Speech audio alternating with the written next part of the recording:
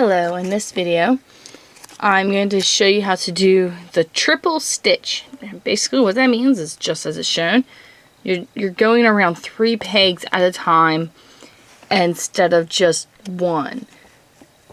Alright, and the way you read this, which if you want this is a good spot to pause the video and do a screenshot or something if this is a stitch you want to try. To read this, you do the top part, then you do the bottom part. You start with your anchor peg, and you just follow the lines and wrap the way it shows. On this back, this is where that string's coming off, so you follow what it shows to do there as well. What's really neat is how the stitch actually turns out. This is what it looks like. You got these loose strings in between with these big puffy bars, I will call them, and they look circular, but you can see they're really not, because you can see they're actually both sides. It's that top, no, not that one, this top part connected to that bottom part, top part connected to the bottom part. Alright, so let me set this up in the background so you can see that while I do this stitch, and I'll show you how to do your cast on. Okay,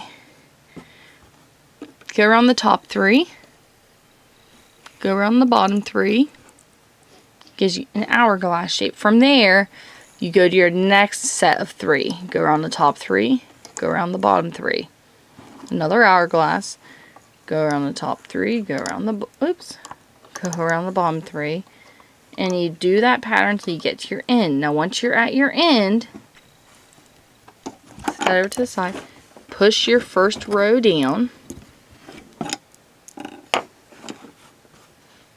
and then we are repeating the pattern. Go around the top 3, go around the bottom 3. Here's where it differs. We're not following the lines exact. We are going over to that second 3. We're going to go over to that third 3. And you're going to repeat this until you are done with your project. Now you got your setup for your cast on. So what you do is you pull, you just treat all 3 of these pegs as one peg, and you pull all of those over. Now your first couple rows are going to be loose. You want to be careful because you don't want to lose your work. So you got to make sure you keep that other string on there. So I would suggest going ahead and pushing it down as you go. Because see, look, I went a couple up and this one's already trying to fall off. Do that third one. Okay. Do this back side.